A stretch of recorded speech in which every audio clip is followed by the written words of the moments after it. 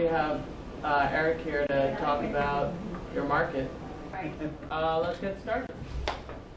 Thank you, Eric. Well, I am really, really excited about speaking here today.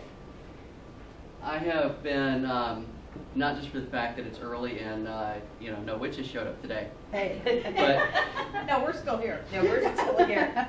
Okay, well, not quite as obviously. But, I have been talking with Bernie about this project for a long, long time. And it is really exciting to be a part of it. It's really exciting to be here speaking about this. And isn't it great to be a part of something and to have a guy like Bernie that is so forward-thinking, that cares so much about his tenants to do something like this? Let's give Bernie a hand and say thanks. I think there's a low blow coming. I'm not but be careful with this guy. Well, yeah, Bernie knows me. We've talked about why we got into business. We've talked about setting goals. Today we're going to talk about our unique value proposition, our market. We're going to talk about who we are, okay? How people see us, and I put in there, let's fine-tune our message so that our ideal customer knows exactly why they should call us, and not our customer, not our competitor.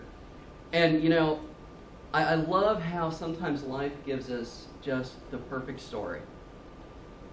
Yesterday, I stopped at one of my clients' places of business, and he's moved into it's an auto dealer. He's moved into a new place recently, and I've been there like every week, with new business cards, new window lettering, new shirts, because his logo, his name is going on everything, right?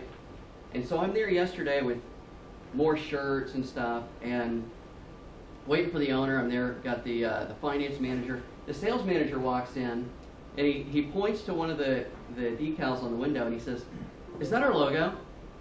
We're like, "Yeah." He goes, "Well, shouldn't that be like on everything?" And the finance manager and I, we kind of looked at each other because we're thinking like, well, duh. I mean, why do you think I'm here every single week? Bringing in, putting it on more stuff. But the thing is, there's so much truth in that because, I'm the marketing guy. I get it. I know that it's got to be on everything. The finance manager, he gets it. He knows it's got to be on everything. The sales manager, he gets it. He knows it's got to be on everything. But we can't make it happen, can we? The owner has to order it. The owner has to say, hey, let's put it over here. And let's put it over here. I can suggest it, but the owner has to actually say, let's order it. And a lot of us here today are owners, right? I mean, really what we're talking about today is from the owner's perspective, how do our customers look at us? And one of the hardest things to do is what we're going to talk about today, is to look at our business the way that our customers look at our business. Your customers are never going to look at your business the way that you do. They don't need to.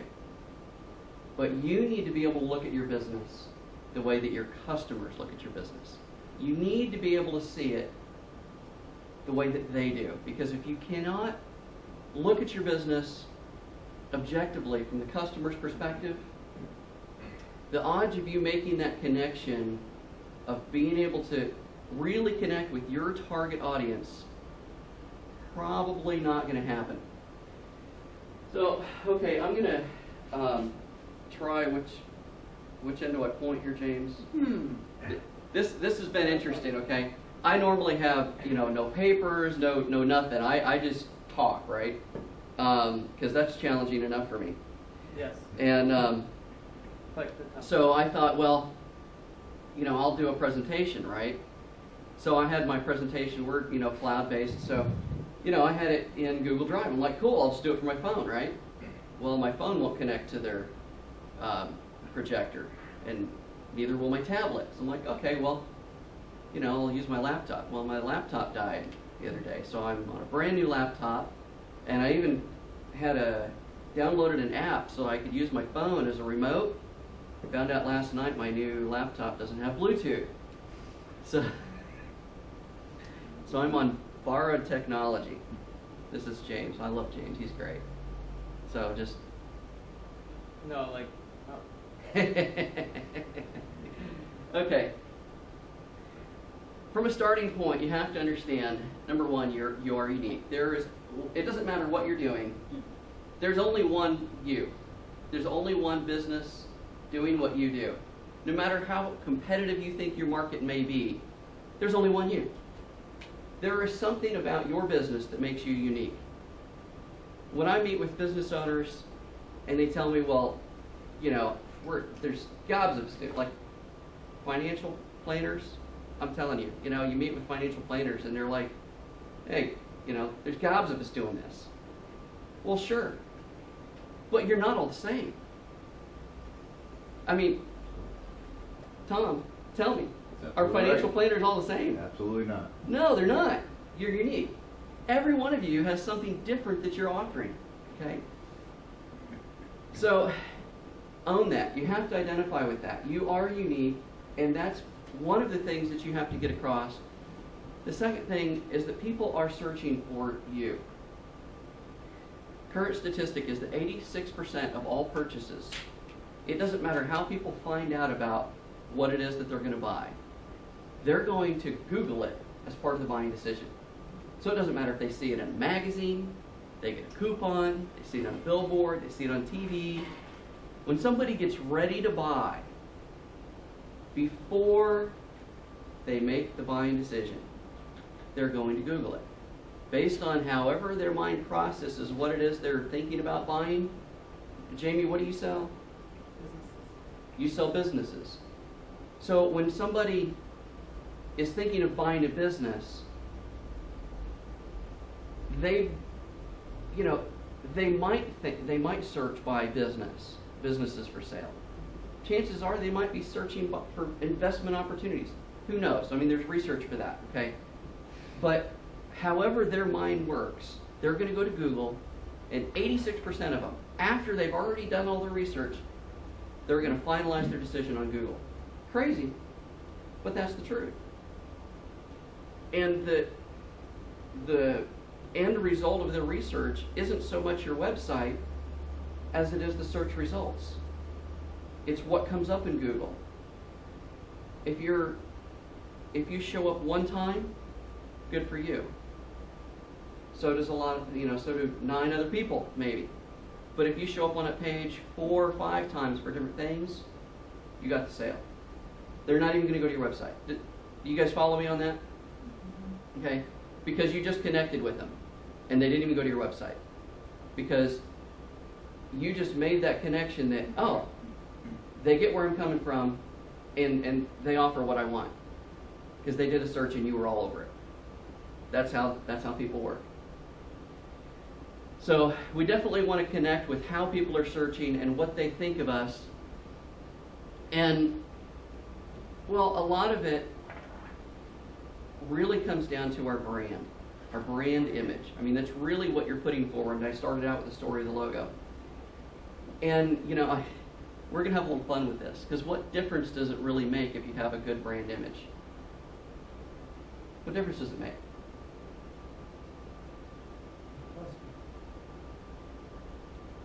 I put the answer up there for you guys. Anybody? If you have a great brand image, you spend less time on recognition. Yeah. Cindy's smart. She's sitting in the front row. It's, if people look at your brand image, which is your logo, your message, and they get what you do, then you're not going to have to spend as much on marketing, on the branding side of marketing. Because when they see that, they know what it is. When they see you. The whole purpose of a logo, think about it. What's the purpose of a logo? Does anybody know what the real purpose of a logo is?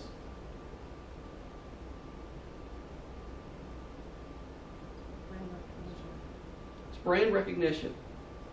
What does that mean? But you're linking the brand to the logo. Isn't that two separate things? Pardon? You're linking the brand to the logo. Yes. It's separate. Well, they are separate, but the logo is what is the first impression. It's what people see most often. Okay, it's your first foot forward, so to speak. Okay, it is a big part of what you're presenting, and it's in your logo, which is part of your image that you're portraying for people. I encourage people to take a very serious look at the logo, the message that you're putting out there, because if you're not thinking about what you're putting out there for people, then people are not likely to really connect with what you're trying to sell. Richard. Excuse me, thank you. The way I see it is, in general, we tend to focus on transactions in business, exchanging money for something, right? Yes. What I've learned in the past 5 or 6 years is that's only half the deal. And actually the bigger half is the emotional connection. We Yes. really lose the idea of emotions in business because we want it to be logical and rational. And I think the response to your question is that the logo, the brand image and so on, reaches the emotional part of the decision. And that's where the decision's actually made. And Yes. we use the logic to say, oh, that's a good idea because I've got all these reasons. But I think what the answer to your question, at least in my head, if we get the emotional thing anchored, it's much easier to find the rationale to justify the decision. You're right, and I'm going to come back to that. Bernie? Could I have a little bit more specific difference between brand image and brand recognition? They sound very interchangeable to me. What's the difference? Okay. Everything about who you are as a company, we'll pick on Comm Center.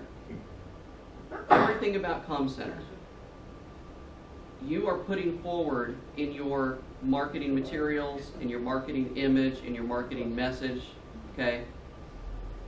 Your logo is the center of that. That's not the only part of it, okay? But all of that centers around your message, your logo, your colors, and the things that people are going to see. The recognition, the brand recognition, is that when people see your logo, the purpose of the logo is that when someone has interacted with Comm Center, when they have talked to Bernie or James or Zelda, and they've gone through a packet like this, and they've had some interaction and they know what Comm Center is, or they've talked to somebody else. The whole idea of the logo here is the brand recognition. That every time somebody sees this, you don't have to tell them everything about you again. They're supposed to remember what you're about. They should remember all of this by seeing your logo. So brand recognition is remembering everything that you're about because of your brand identity. Does that answer your question? Yeah.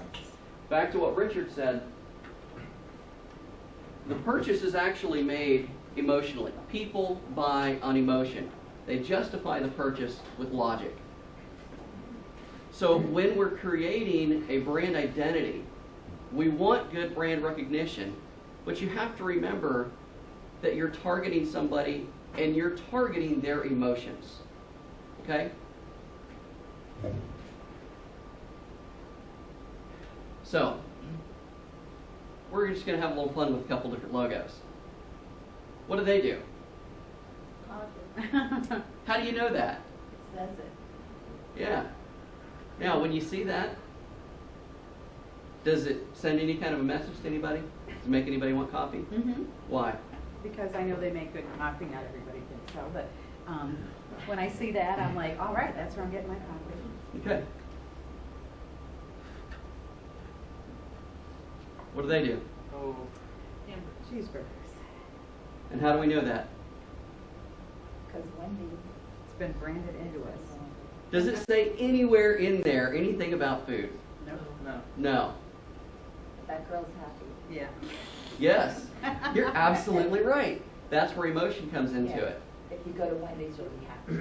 Yeah, you're absolutely right. But we are conditioned by years of heavy advertising. Yes. Yeah. See, a perfect example, Wendy's, they did a good job of tying into the emotional part, but it really doesn't have good brand image. It really doesn't tell you what they do.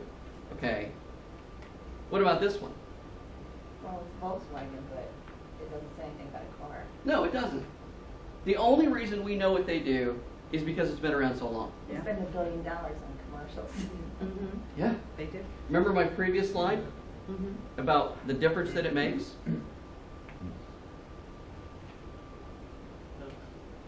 Anybody know what this is? Fire.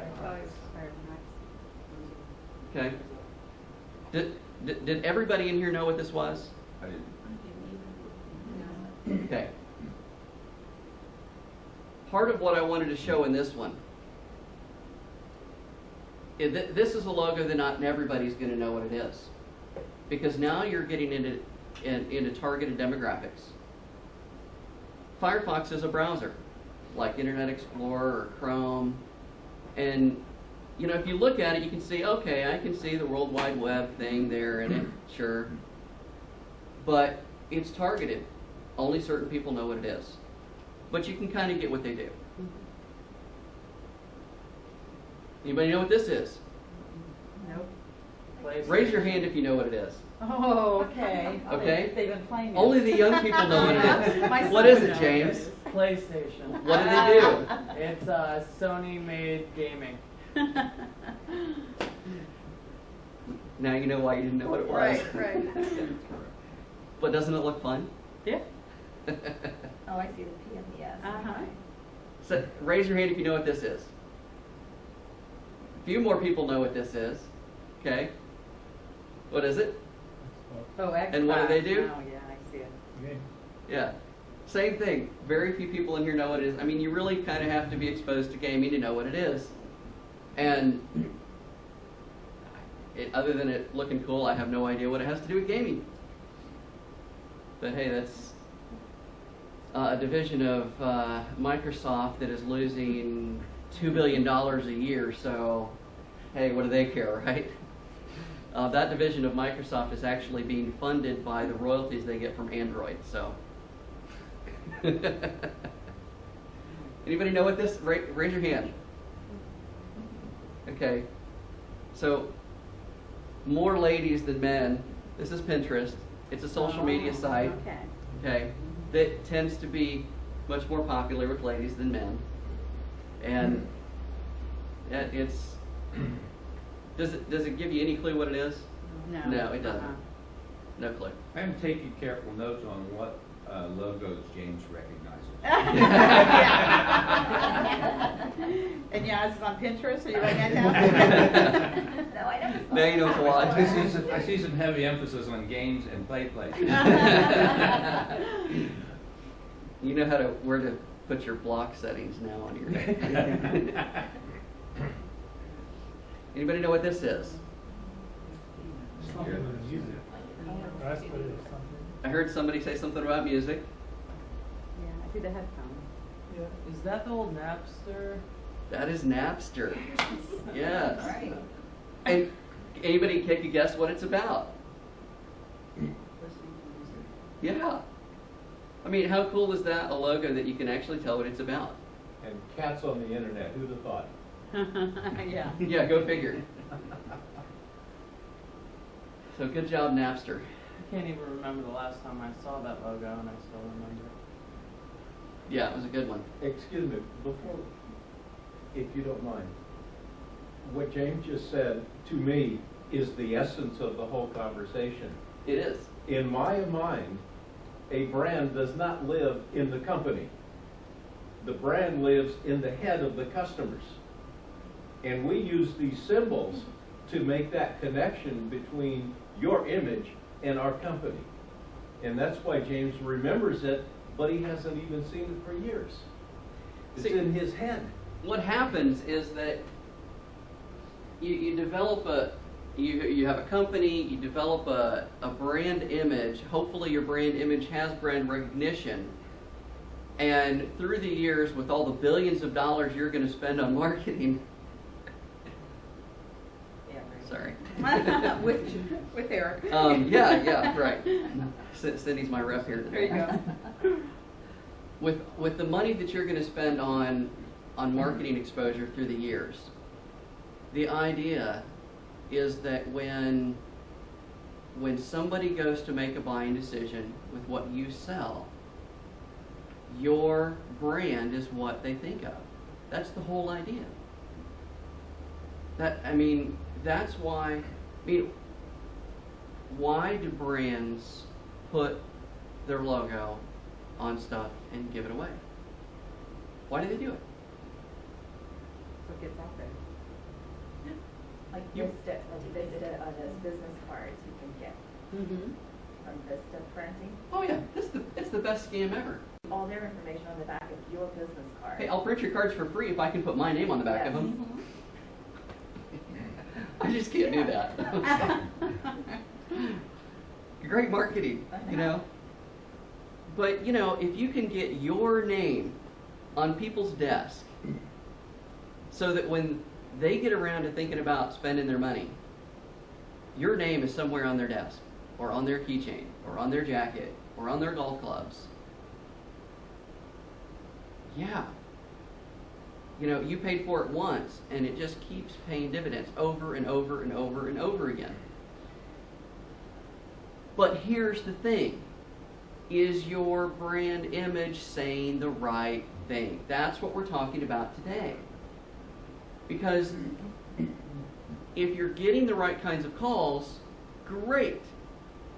If you're not getting the right kinds of calls or enough calls, then maybe you need to look at your brand image. And this picture to me says it all. Because here you have a cylinder, and depending on how you look at it, you know, you could have somebody looking from one side that, you know, hey, I need a new widget. They think you sell widgets. Somebody looking from another angle, well, I need my widget fixed. Well, maybe you don't sell widgets. Maybe you don't fix widgets. Maybe you sell widget operating systems. But you're not shining the light in the right angle, so nobody's calling you for widget operating systems because they don't see you for what you are. Do you guys get that? Does that part stick in? They have to get what you do.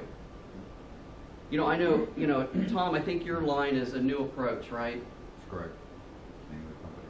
So, and I know that because, you know, I get emails from Tom on a regular basis that he sends out, and everything that he sends out, I see a new approach, a new approach, a new approach, a new approach, a new approach. So I know that if I ever hear somebody talking about financial and they're saying, oh my goodness, I'm just so sick of the way that my finances are being handled, I immediately know, hey, I know a guy that does things different. Is that your message? It's a message, yeah. Okay? That is what it's all about. That is effective branding. It's just a tagline. It's constantly in use. Constantly. So, do I have the wheels turning yet? Good. Because now we're going into breakout session. I want you guys at each one of your tables to just take a few minutes. I want you to pull out your logo and your tagline, whatever you're using to put out there for your brand image. And I want you to ask 2 questions. From the customer's perspective, who are you? And then ask, are you getting the right calls? Because the two will kind of answer themselves.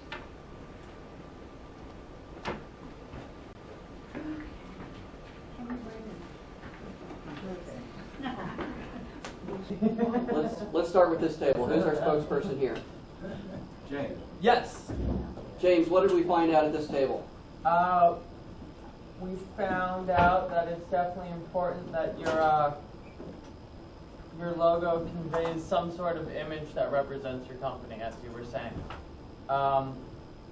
Tom's new logo shows moving forward, and we found that his company name was almost such a tagline itself, it didn't need one to be conveyed in order to understand what he did. Okay. And Hassan's logo, it not as much as tagline, but actually one of the images he's just used a bunch that not necessarily his logo was very important and was recognized often. And then we found Comm Center's logo doesn't really convey what we do, but it looks nice. So that's something. But are you getting the right calls? I think what do you guys think? Are you getting the right calls? Am I? Yeah. Yeah, I'm getting the right For us, whoever called us is the right. Okay. We're working on it. Okay. Did you guys find this a little bit on a challenging side to look at it from this direction? That you don't normally look at things from this angle. It's very telling. Okay. Yeah. From my experience, business owners tend to not look at their business the way that customers do. I've never had a business owner give me search terms that had relevance. Customers never search the way that business owners think of their business. This table here, who's their spokesperson? I'll go. That was strategic planning on my part. Good job, Wendy. Our logo for True Forte Business Group is a tree, and we have a tagline, trust is strength with healthy relationships. It's not the one I used. If I were to do this logo, I'd play up on the True Forte and finding your True Forte. But we also say what we do, business sales, mergers, and acquisitions. So when somebody gets my card, they pretty much know what it is for. Okay. On Renee's card, she's got Solutions Insurance Group. She said she's dropped the group on some things, so it says Solutions Insurance on some newer ones. But everything is the color code for their company, so they use the yellow and maroon and everything. Okay, That's good. pretty recognizable for them. And the name of portfolio investment has a picture of, I can't remember the name of the wave, but it's a wave with Mount Fuji in the background, and that's kind of the strength and power of the company. And she's getting calls, not as many as she'd like, but she is getting calls. And certified financial planners are kind of restricted from what they can put on their card, so Mm-hmm. she can't put everything she might. And your card we had just gotten into, so sorry. Okay, who's the spokesperson here? Yasmin? I think that it was our opinion that Beverly has a really excellent business card and logo. And Good job, Beverly. a lash above, it's an eye with eyelashes, so you know exactly what it's about. And her tagline says one lash at a time. I mean, it's very, And then on the other and the other side, she tells more information about why eyelash extensions, but the logo's great. A lash above, the name of the company tells you what she does, and we couldn't find anything wrong with hers. We tried. Okay. but- We tried. Cindy's was good. Safe Planning. We thought her logo was very good. It says Seniors Asset Family Estate Planning, and the only thing is with Safe Planning, there's a little lock on the logo, and she does get phone calls for locks. Safes.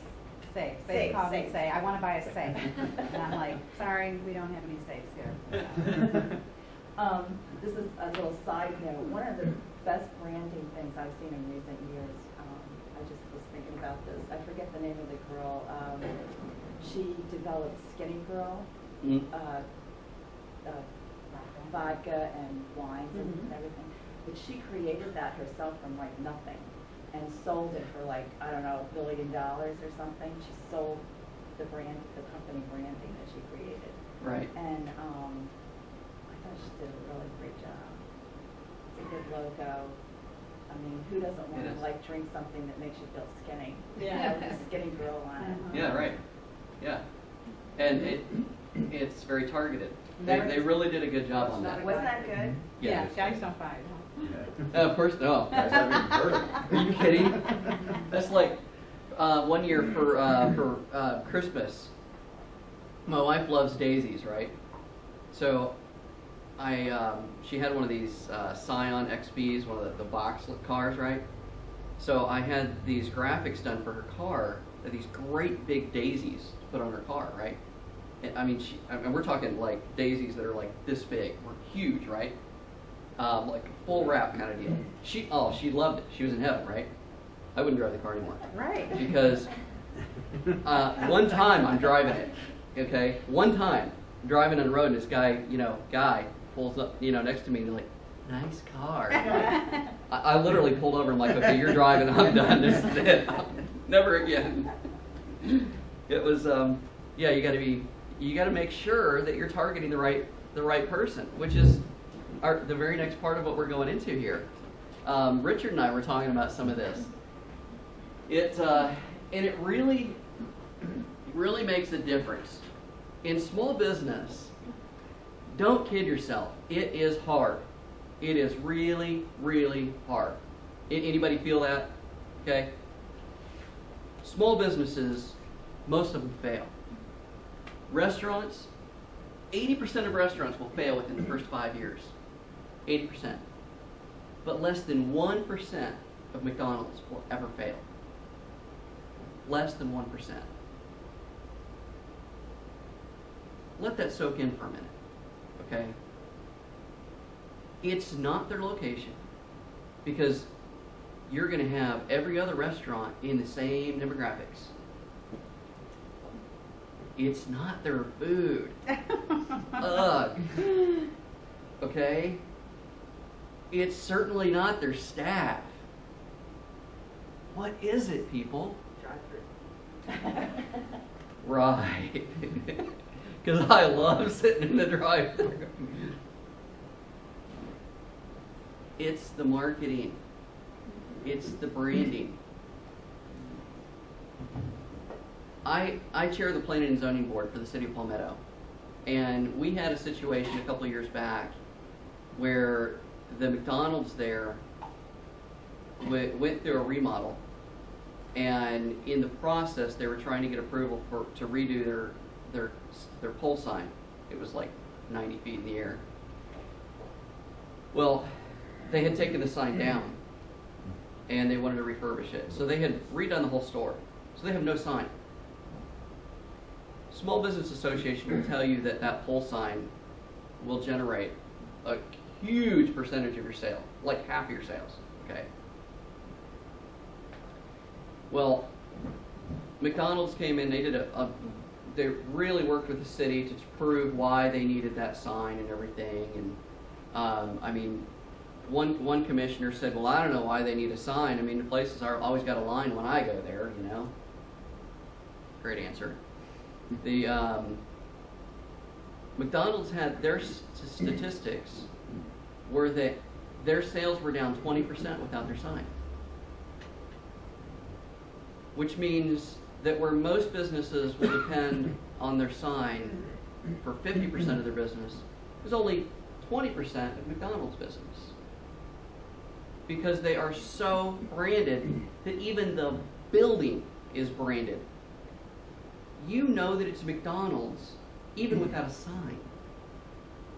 Maybe even from the smell, I don't know. But so it is one of the best examples of branding.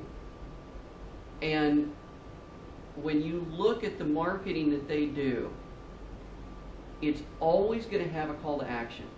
Always. And sidestep here, this is something Richard and I were talking to during the breakout. I have one of the common things that I hear in my industry when I'll talk to somebody about marketing. They'll say, well, I did a branding campaign, and they'll name one of my competitors that likes to do branding campaigns. And I spent $100,000 on a branding campaign, and I got nothing. So I'm done spending money on marketing. Can anybody tell me what's wrong with that statement? Anybody? It wasn't a comprehensive campaign, it was just branding. Absolutely. Now, branding, as we've talked about here, branding is something that you do in identifying your message, right? Of what it's supposed to be. And that brand should be a part of everything that you do, right? So when you're going to market, whether it's inbound marketing or outbound marketing, which is all going to have a call to action, that's all going to have part of your branding message. Why on earth would you spend $100,000 to brand yourself, to say, "Hi, I'm Eric," with no call to action? Why would you do that? Why not have your branded message and say, "Hi, call me when you need marketing"?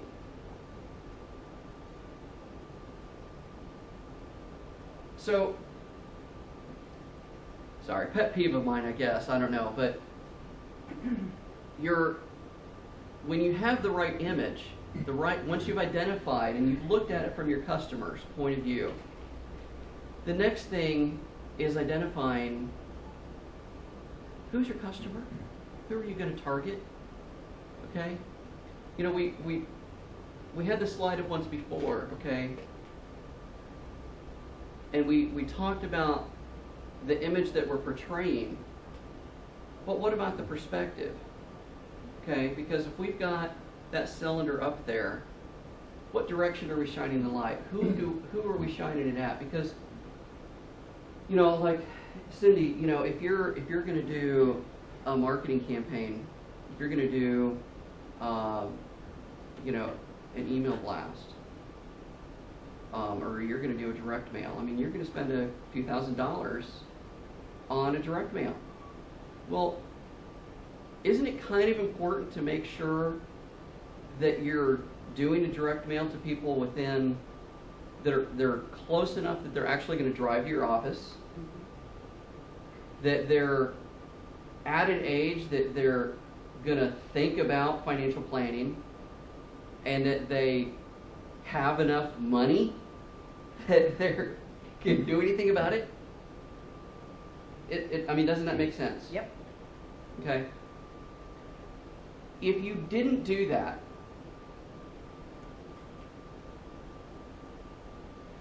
how would it affect your results? I wouldn't get the calls I needed. You're right. You know, you might get calls, but a lot of them are going to be the wrong calls. You know, you might be going to the wrong events. You might, you know, you've got to target. And this is, in this day and age, technology is so advanced, people, that even with a Facebook ad, do you realize you can do ads on Facebook? You can spend $20 on Facebook ads. And you can target by zip code, by whether or not they like sailing. You can target if they're male, female, pets in the house. I mean, it is amazing the targeting that you can do on a $20 campaign. That's just, I mean, you can do it Facebook, you can do it Google, you can do it with direct mail. Now, newspaper, well, that's going to everybody, okay? Well, no, it's not. Do you know you can put an ad in the newspaper that only goes in certain areas of their drop? You don't have to put it in full circulation. You can put an ad in the newspaper that only goes in certain parts. So, the thing that we've got to look at, we've talked about what our message is, but, you know, Beverly, it's pretty obvious that you need to target women, okay? Because hopefully not too many guys. I haven't had any yet. Thank God. Hopefully not too many guys need your service, okay? Now, you know, maybe there's, you know, somebody had their eyelashes burned off or something, okay, that'd be cool. But Yeah, fireman. yeah, right. You know, you can do a campaign there to help firemen that have had their eyelashes. I still don't think I'd have any takers. I know, because guys would think it's cool, right? Yeah. Look at me, I got no eyelashes. Got a little too close. So, you need to target. But there's probably some age demographics as well. Because do you find that there are certain ages that are more concerned? Yes, I do. I don't have anybody who's 80 years old who's looking for eyelash extensions. Generally, it's the 40 to 50 group. What about they're going further in the demographics? What about income? Right. I do target women who have discretionary income for the most part. Because they're probably not. You probably don't want to target somebody that has to choose between, baby formula or eyelash extensions, right? Exactly. Exactly. So what I want you guys to do here is look at who are you targeting, and can you do better with whatever you're doing right now. Who are you targeting, and can you do better?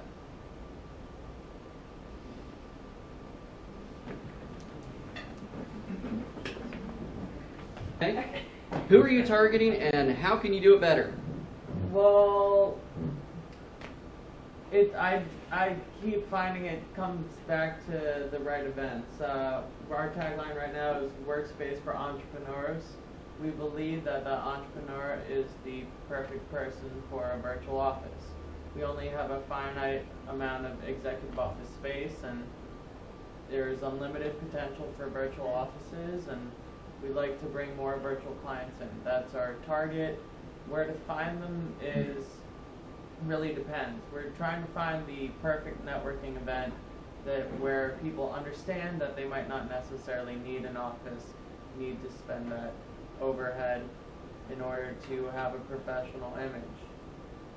So The entrepreneurs are a strange crowd, aren't they? Well, it's not really a crowd. they wouldn't call themselves a crowd. Well, no, because they're usually hiding in a hole somewhere. Yeah, with a keg or something along those lines. Well, the entrepreneurs are the ones that they're the ones that are working, 16, 20 hours a day, and so they're hard to find at the networking events. Yeah. Yeah. Yeah, and Hassan's target audience is businesses who sell. Is it all home? Basically, I have two targets. I'm doing most of the business to business, B2B. Business to consumer is very limited. It's used a little bit as a pull effect for me, as a push effect. But I'm targeting system integrators, security dealers that deal with high-end clientele that appreciate technology for their business. That money is not the top priority in their decision to purchase any kind of solution to do their accessible system. Okay. How do I reach them? From my main way to the market to reach them is through trade shows, which is the face-to-face, being able to touch and demo the product. Mm-hmm.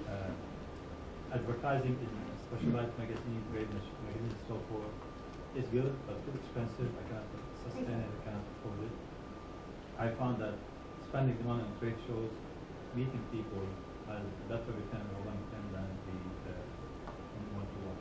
For me, the comm center, the success story for me is that they give me the image that people deal with the company, not with the person. Many of my customers, they think they're dealing with big companies. Mm-hmm. So what I was complimenting comm center is that the girls who answer the phone, they are your image, they are representing. Absolutely. And it's not like someone else say, who's there, leave your number, we'll call you back. So that's very important. So Yes. to add in comm center, for me, it's not just not a report face, because you are, in my case, you are giving the image of a professional company. That's the value added. How to do better? That's a 1 million question for me that I don't know how to answer right now. Okay. Any other input from this table? Just that we all believe that we know who we're trying to target, and it's Looking for better ways. yes. Okay. How about this table here? Yeah, what you just said. Yeah. Really? Yeah. Okay. Yeah, Renee has a list and it's just finding. Checking it twice? Seeing who's naughty or nice? To do that. Yeah, and then networking with specific groups and building the relationship. Okay. Beverly, did you have anything you wanted to add here? What's her name? Cindy. Yeah, Cindy. She was saying that they used to have a newsletter, a monthly newsletter, and nobody opened it. And this one, I don't know who Steve is, he must be the owner. He's the owner, yeah. That when he speaks, they will get an audience, but he's he's one person. So the whole company is relying on one person, which doesn't seem to be a good fit. There's one head cold away from going out of business in a sense. Yeah. Let me give you guys some ideas on some things, because this is sounds like a common point here. In reaching your target, the establishing that level of trust is huge. There are some marketing laws, we'll say, some things that you just want to know that these are just write them down as laws, just like the law of gravity. If you throw something up, it's going to come down. Okay. In order for somebody to be able to call you or respond to you or even think to call you when they need you, you have got to touch them 6 to 8 times. Okay? That's a marketing law. If you're going to send them a special, a deal, like if Beverly, if you were going to send out a free eyelash extension, okay, it'll lower that number because it's not something that they necessarily need. They're responding to an offer. It'll lower it to like 5, which means you've got to offer those free eyelash extensions 5 times before they're going to come take advantage of it. Isn't that crazy? That's the way it is. Once in a while, you'll get the odd exception, but as a rule, that's the way it works. So, really what you're after, when you're trying to get somebody to call you when they need you, like, hey, I want to buy a business, or I want to look better, I've got an event that I'm going to and I want to look my best, okay? You need to be front of mind. Front of mind awareness is what you're after, okay? For the financial planners, somebody gets ready to retire, you want them to think about you, right? Okay? Well, in order for them to think about you then, man, they got a ton of stuff they're thinking about, right? That means you've been working on them for a few years in order for you to be there in their mind to be able to respond now. Okay? Insurance, oh my goodness. I mean, they've got to have a problem with their insurance company or an event, or they're buying something new and they need something, and somebody goes in and they're buying a house. They don't care about where they get their insurance. They don't think about it. They're going to buy from whatever proposals get put in front of them, unless there's a difference. Oh, well, hey, I've been seeing these ads. I've been getting these emails. Can you get me a quote from this company? You really have to work above, harder than everybody else in order to get those calls. Because to get the entrepreneur to think to call you when they're hiding in their holes and they, you know, oh my goodness, you know, I've got to get something, you know, I got to get a conference room beside Starbucks, okay? Well, they're going to think of you, it might be 3 o'clock in the morning when they're thinking of you, okay? There's a lot of targeted stuff that goes into there. You know, a lot of yours is the search relevance, making sure that they can find you online when they search. Here's some of the things that you can do. One of them is find the ways that you can stay in constant contact with your database. The people that you already know, that you've already touched, you need to be constantly touching them, constantly, at least once a month. Not barraging them, but at least once a month, you need to send them something. Don't worry about the fact that nobody's opening the newsletter. It's not about that. It's the fact that they see your name. Unless it goes to spam. Well, if it's going to spam, then you're not using the right software to send your emails out. Okay, side note, you can't send those newsletters from your personal email. There's software you have to use for it. And you'll have a 98% success rate that actually goes into the inbox. Okay? If you send it from your email address, you might reach a point where you go to email your mom and she doesn't get your email because the email servers have blocked your IP address. Okay? So don't do that. Great point, Wendy. You know, I'm going to tell myself here, I don't read Tom's newsletters. Okay? But it doesn't matter because it's been effective. I know his tagline. And I think of Tom. And I remember Tom because he sends me the thing. And, you know, and there it is. Isn't that the point? When I send my newsletters out, I don't care if people open them. I get people, they'll say, hey, I got your newsletter. Cool. Yeah, I haven't read it yet. But I'm going to. I'm like, oh, that's cool. I don't care. They got it. They saw it. They thought of me. Okay? When you send them out, you know, your tagline's there. You got to have something that, you know, you're going to have a few people that open it. When they open it, don't try to sell them anything because very few people are going to open them anyway.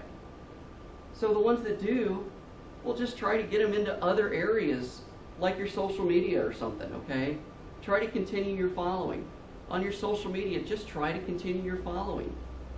You've got to stay in constant contact with the people that you're trying to build trust with, that you already have a list maybe. One of the best things that I've heard, and I'll wrap it up with this, I know a guy that when he has somebody that he wants to target, and we touched on this a couple weeks ago, cold calls versus warm calls. When you have the information for somebody that you want to contact, you know that you've got to touch them 6 to 8 times before they're even going to know who you are. So warm it up. Send them a magazine that you think that they may like and say, hey, just a little note, thought you might like this. Mail it to them. A newspaper article, something that they might be interested in. Hey, I read this, thought of you. Send it to them. Just some interesting pieces of information. You can mail some of them, you can email some of them, you can send some postcards. Just touching them. Initially, the first couple, they have no idea who you are. But all of a sudden, it's like, you know, every couple of weeks, they get something from you. Who is this guy? So after the 8th time, when the phone rings, hey, there's a Tom on the phone for you. Oh, put him through. They want to know who this guy is. They take the call. It's warm. It's not a cold call. There's a level of trust that you've built by spending, what, $30 on mailing them stuff? If you got a list, use it.